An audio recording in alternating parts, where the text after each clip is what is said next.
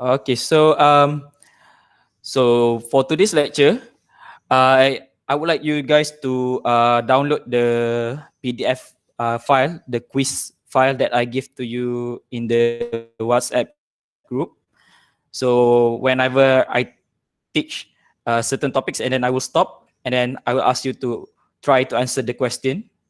And whenever you have question regarding the quiz, you can ask me, and then we will continue, and then I will stop again, and you try to answer the quiz question. Okay, but you don't need to submit today. You still need to submit it by the end of this week. Okay, for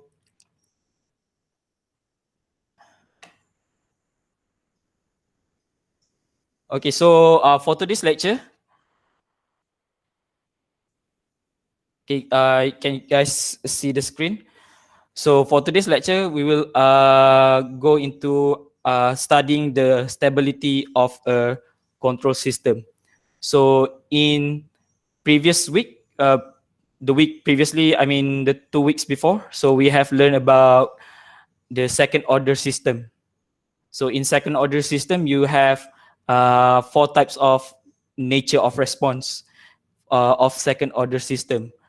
For example, you have overdamped, underdamped, critically damped, and undamped response.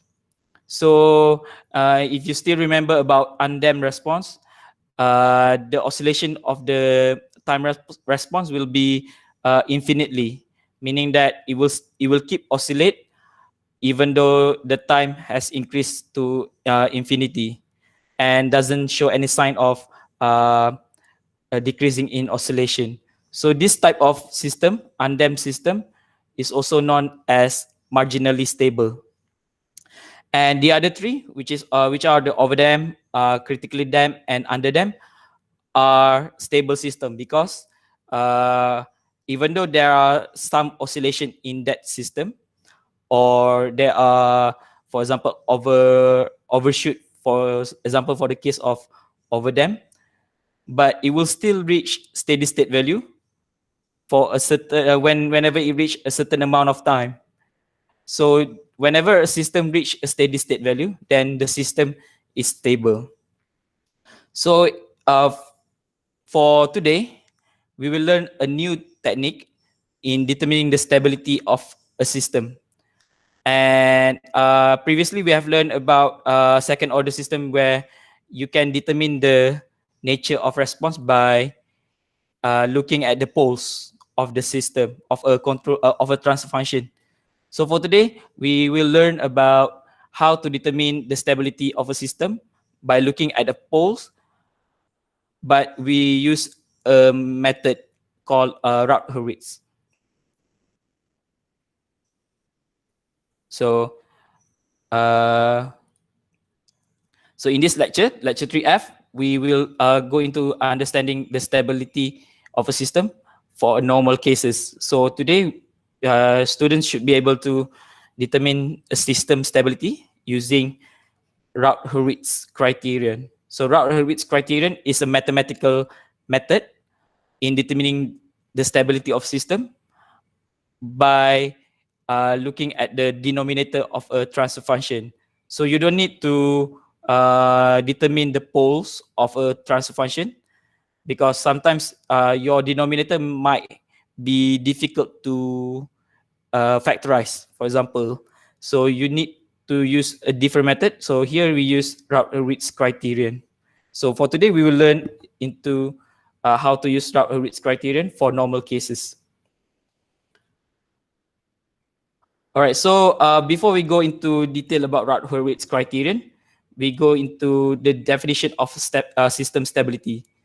So the system stability depends on the natural response of a transfer function or a time response. So there are two types of response. We have learned this before PKP. Okay. So there are transient response and also natural response. So transient response depends on the input, while the natural response depends on the system itself. So basically, the system stability will largely depends on the natural response of a transfer function. Okay, and there are three types of stability. So the first one is a system is stable if the natural response approaches zero as the time approaches infinity. So if you look at this figure here, so the system suddenly rising and then decreasing as the time approaches infinity or as the time increases.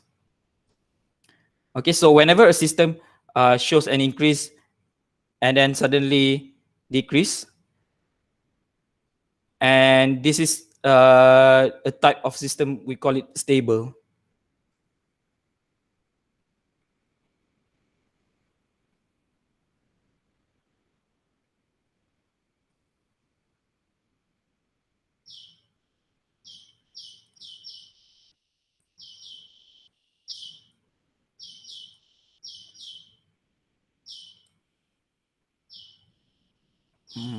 Sekejap eh. Alright. Okay, so the first thing is stable system when the natural response approaches zero. Siapa Ashraf Khairul ni? So dia jangan share screen. Itu dia Rahimah Wilia. Dia nak kita tahu tentang kisah hidup dia. Saya baru masuk semua tengok ni. Sabar ya. Pandai. Buat hal lah. Baru tidur. Kantoi. Kantoi lah. Oh, terus left terus. Left terus. Aduh, okay. So kita sambung balik, okay? Alright, so the second type of system stability is, of course, we call it unstable, okay? So for an unstable system is when the natural response approaches infinity as the time approaches infinity. So example here in the figure number 2. So in figure number 2, you can see that the system, the graph here shows an increased trend even though the time increase, okay? So it doesn't show any trend of decreasing. So whenever a system doesn't show any trend of decreasing but always increase, then the system is unstable. And then lastly is marginally stable system. So marginally stable system is when the natural response neither decays or grows. Okay, so here, for example, in the third figure here, so the system will keeps oscillate, doesn't show any sign of decay or growth, even though the time increased to infinity. So this is, if you still remember undamped response in second order system, so this is an example of undamped response. Okay, so we have three types of stability: stable system, unstable, and marginally stable. So let's say you are given a transfer function. For example, here, a transfer function in a block diagram. So this is an example of unity feedback. So first, to determine the stability of this system, first you need to simplify the block diagram first. So to simplify the block diagram, you use feedback system, feedback formula, okay, for this unity feedback system. And then after you determine the closed loop transfer function, after you simplify the block diagram, you need to determine screen hilang. Okay ke? Alamak.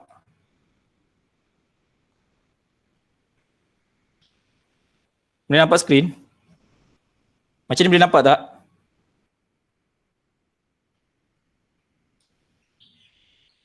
Tak nampak sir? Kena pin dekat screen tu.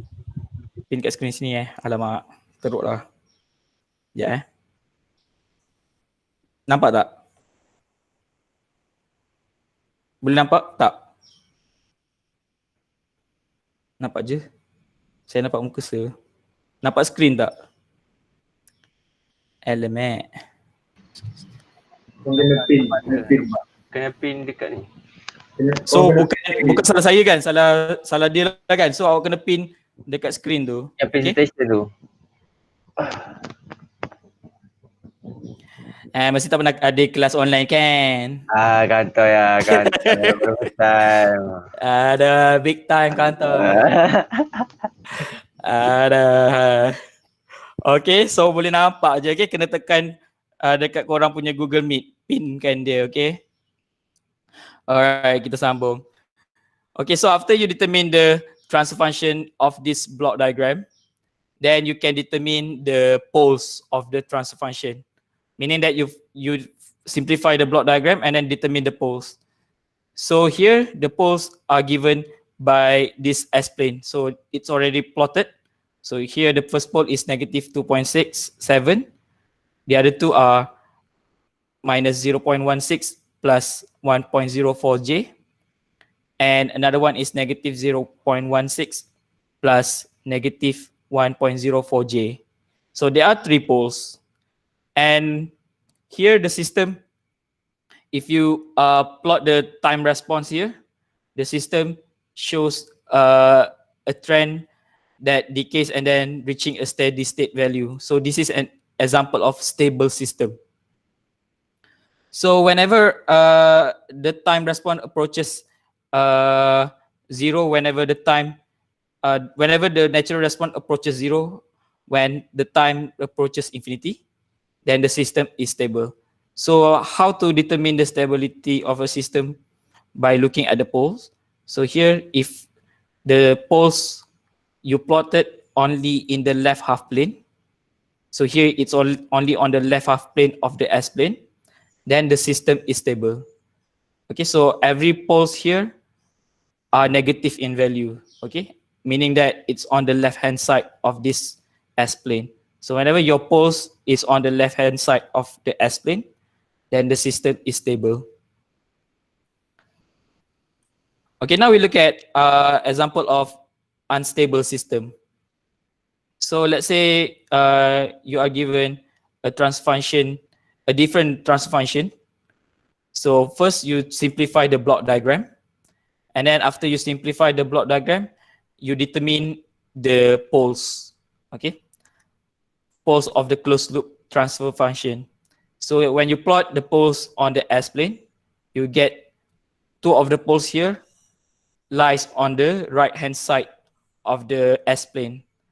And then when you plot the time response, you can see that the graph shows an increasing trend even though the time increased to infinity.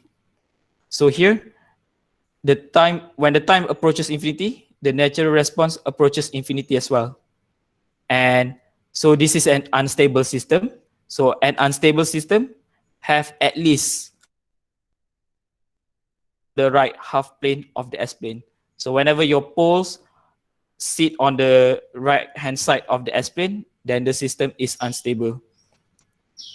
So we can summarize this into a simple diagram, okay? So whenever your poles lies on the left-hand side of the S-plane, then the system is stable. And the system is unstable whenever you have at least one pole sitting on the right-hand side of the S-plane. And what about if your poles actually sit on the JW axis? So if your poles sit on the JW axis, then the system is marginally stable, okay? So you have stable system when the poles are on the right-hand side, left-hand side, sorry. You have unstable system whenever the poles, or at least one of the pole, on the right-hand side of the S-plane. And it's marginally stable whenever your poles actually sit or plotted on the JW axis, okay? Okay, so we have learned about the basic concept of stability by looking at the poles. But sometimes your transfer function, the denominator, has a very long polynomial, very long equation of the polynomials. And sometimes it's difficult to factorize. So whenever it's difficult to factorize, you have to use some other ways to ease your calculation in determining the stability of a system. So one of the method is we call Hurwitz criterion. So it's a method to know how many closed loop poles that are in the left half plane, how many are in the right half plane, and how many are on the imaginary axis. So basically, it's a system that it's a method that you can easily know how many poles on the left half plane, right half plane, and on the imaginary axis, meaning that you can know the stability of the system by using this method. So there are two steps for using Routh stability criterion. So the first step is to generate the Roc table, and then the second one is we need to interpret the table. Okay, so we look at an example how to generate the Roc table. So let's say you are given a trans function here. So this is an example of open loop trans function, meaning that you already simplify the block diagram. So first, you need to look at what is the biggest power of S in the denominator. So here the biggest power is S to the power of 4. So whenever you have the biggest power, here in case here it's S to the power of 4. So you start your table with row S to the power of 4 first, because it is the highest order in the denominator. So you start your table with S to the power of 4, followed by S power of 3, S power of 2, S power of 1, and S power of 0. And then after that, you fill the two top rows alternatingly with the coefficients of the denominator. So here, you fill the two top rows. Here is S to the power of 4 and S power of 3. So you fill with the coefficient of the denominator alternatingly. So here you put A4 here first. So on the bottom you put A3. And then on the box, next box, we put A2. And then on the bottom of it, we put A1. And then we put A0 here. And then here, because you don't have any more coefficients, so you just put 0. Okay? So whenever you have no more coefficient, you just put 0. All right. And then after you fill the two top rows with the coefficient of the denominator, then you need to determine the values for the subsequent rows, S2, S1, and S0. So here, to determine S2, you need to calculate this determinant. So how to determine what values to put in this determinant? So the easiest way is to look at the two top rows above S2. So here you put negative, determinant of A4, A3, A2, A1, divided by A3. And for the next box, you put negative, determinant of A4, A3, A0, and 0, divided by A3. And then for the last one, negative determinant of A4, A3, and this value outside here, because there are no values here, so you put 0. And the bottom of it, there are also no values here, so you put 0, divided by A3. So here you get your rows S2, your row S2. And then you determine the row S1. So the same concept for row S1, you look at the two rows above S1. So you need to look at S3 and S2. So here the determinant of the negative of determinant A3, B1, A1, B2 divided by B1.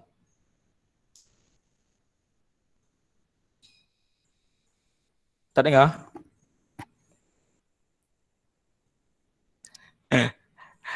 Macam mana? Orang lain dengar tak? Sangkut-sangkut. Dengar je. Dengar? Mungkin line dia slow kot. Tak apa. Benda ni dirakam, okay? Kalau kata tak dengar ke, boleh refer YouTube nanti, okay? Kalau tak dengar boleh beli satu plan dengan saya. Saya ada jual cek. One sock, okay? Aduh. Satu lagi kalau tak dengar ke, try, plan apa tu? Try uh, unmute dan beritahu sebab saya tak nampak awak punya chat, okay? Sebab kadang-kadang tak perasan chat awak tak dengar, tengah tak dengar ke, okay? So kalau tak dengar ke, just unmute, just shout, sir tak dengar, okay? Or if you have any question, just pause me in the middle of my presentation, okay? Plan tintok. Tiong Tok tak bagus, jangan. Alamak. Aduh. Okay. Bisnes orang ni je. Ada. Kita sambung bisnes kejap lagi. Okay. Okay, so for the next box here, so negative determinant of A3, B1, 0 and 0 divided by B1. And then for the last one is negative determinant of A3, B1, and 0 here because there are no values outside here. And then 0 on the bottom divided by B1. Okay, I don't know how you memorize this, but you can see the pattern, okay? So you need to look at the two rows above the rows that you are going to determine the determinants, okay? Don't worry because we are going to do exercise or quiz, so you will get used to it, okay? So after you fill the rows, you need to fill the rows by calculating the determinants. Okay, after you determine the subsequent rows, then you need to interpret the table. Okay, so basically, if you look at the first column of the table, meaning that this column, okay? So you look at the first column, if you found any sign changes in the first column, then meaning that there is one or at least one poles in the right half plane. So one sign changes means one poles in the right half plane. So two sign changes, two poles on the right half plane. Okay, so you need to look at the sign changes in this column, in the first column. So when there is one sign or at least one sign changes, one sign change in the first column, meaning that the system is unstable because you know that the pole is on the right half plane. So right half plane poles, meaning that the system is unstable. Okay, so we look at an example how to apply Hurwitz. So let's say you are given a transfer function, a block diagram shown here. So the first step you need to do is to simplify the block diagram. Okay, so you need to simplify. So here it's a feedback system. So you have to use this formula GS. So GS is in this box divided by 1 plus GS times HS. So HS is this line. So in this case, HS equals 1. So you need to simplify. So here it's already simplified. So you need to simplify as much as possible to get it in terms of fraction, okay? So here you get the closed loop transfer function in this form. So after that, you have to generate the Roc table by looking at the denominator here. So here the denominator has s to the power of 3 as the highest power. So you generate the table, start with s to the power of 3, followed by s power of 2, s power of 1, and s power of 0. And then you fill the two top rows with coefficient of the denominator alternatingly. So you start with 1, and then 10 on the bottom. So for now, ignore the slash sign here. And then 31 here, 1030 on the bottom. And then you make another column just in case. And then because there are no more coefficient, you put 0 and 0. And then you look at the row S2 here. Since you can, since 10 and 1030 has the same factor, the factor is 10, so you can simplify the factor. You can also choose not to simplify, okay? It will produce the same result. So if you understand, or if you think you know how to simplify, then you can simplify. If you are confused, you can just leave it just as it is, okay? And then you need to determine to calculate the values for the row S1. So here you need to determine the determinant of negative determinant of 1, 1, 31, and 103 divided by 1. So you get negative 72. And the next one is 1, 1, 0 here. And then this 0 divided by 1. And then you get 0. And then the last one is 1, 1, 0 outside here. And 0 outside here as well. Divided by 1. And then for the row S naught, the same thing you do. So here you determine the values of determinant of 1, negative 72, 103, and 0 divided by negative 72. And then the next box is 1, negative 72, 0, and 0 divided by negative 72.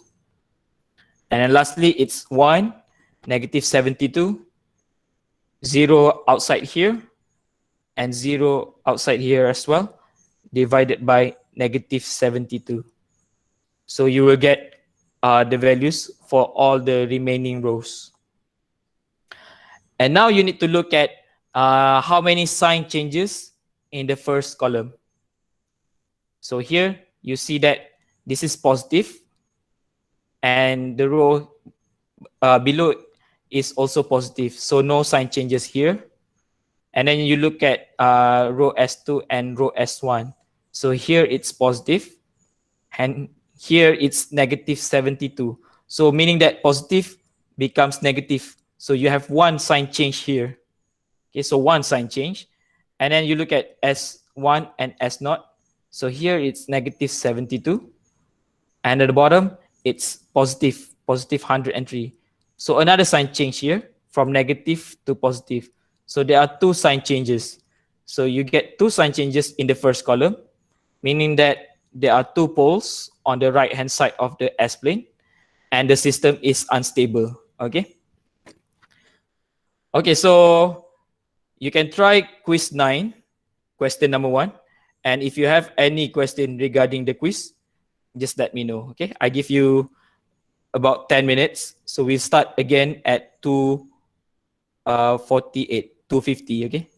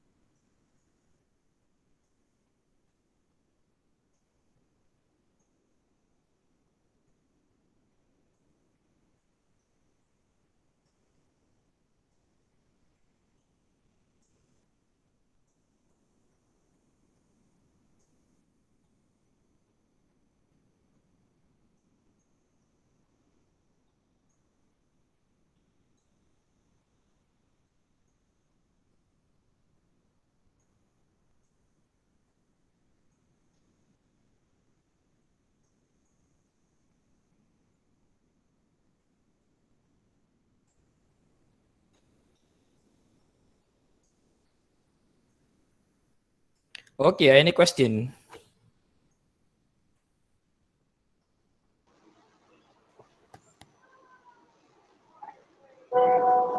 Doktor, Yeah. kalau yang kolom tu kan, dia ikut dia punya persamaan yang bawah tu ke?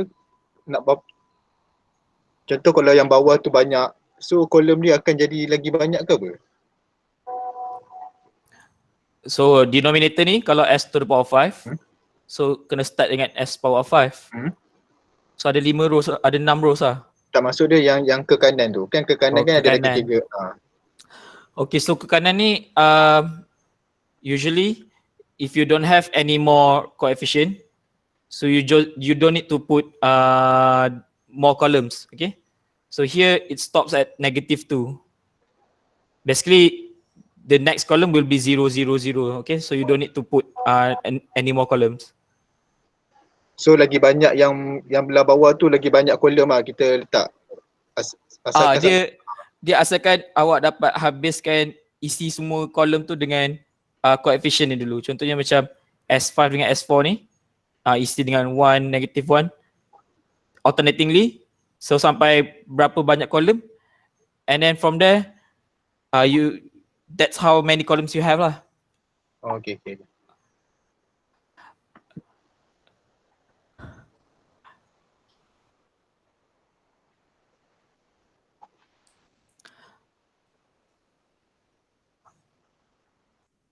Alright, so we continue with our lecture. So if you have any problems with this, just let me know, okay? Alright, so we look at one more example on how to use Hurwitz criteria. So here, let's say you are given a closed loop transfer function Ts equals k divided by s cubed plus 18s squared plus 77s plus k. So one of the famous question in exam is to determine the range of k for a system to be stable. So here you are given a k value, a k constant, again k. So you don't know what suitable value of k for the system to be stable. So you can determine the range by using Hurwitz criteria. So the first step is to generate the table. So here, because you have s to the power of 3 as the highest power, so you start with s to the power of 3, followed by s squared, and then s1, and then s0. And then you fill the two top rows with the denominator, or the coefficient of the denominator.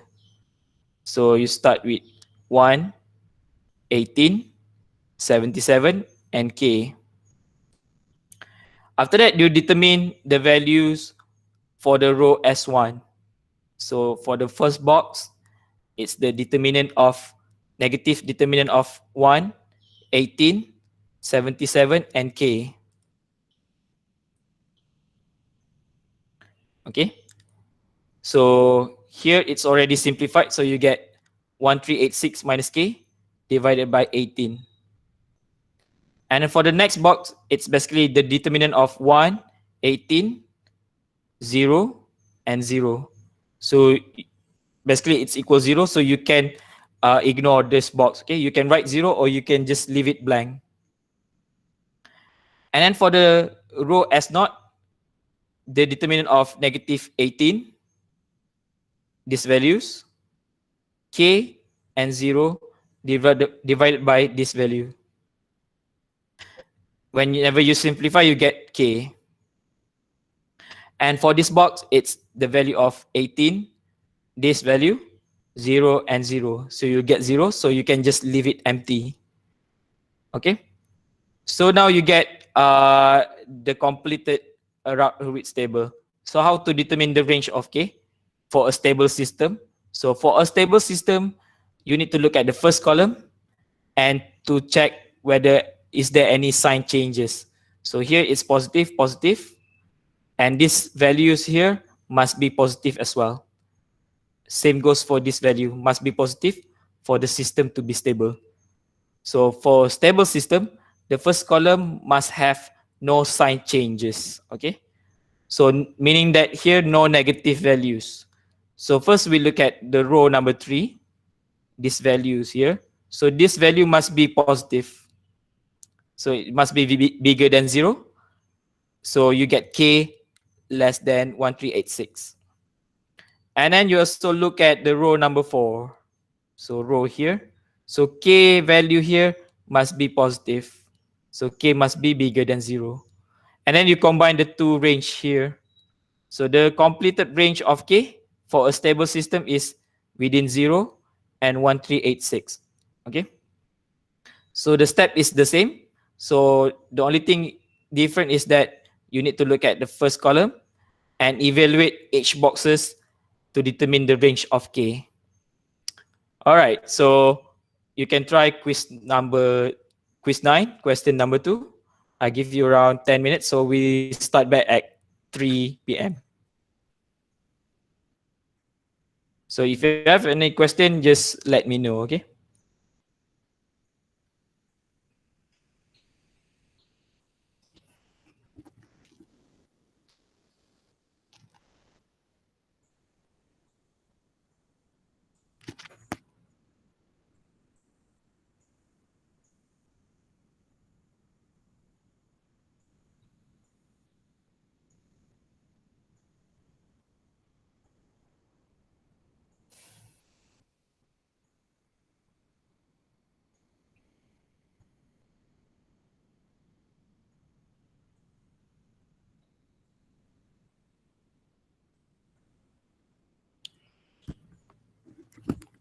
Hello?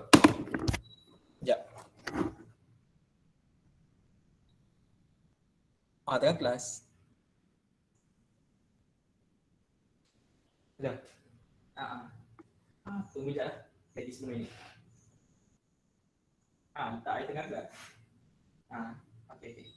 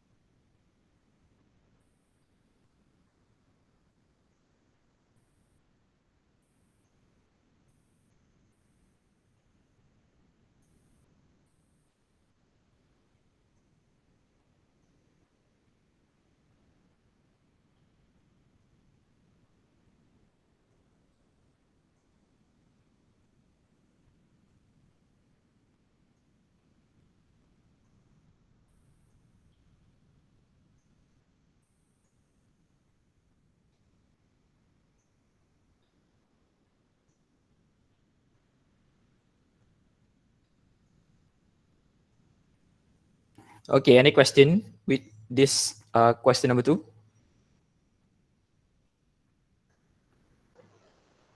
No. Okay, bagus.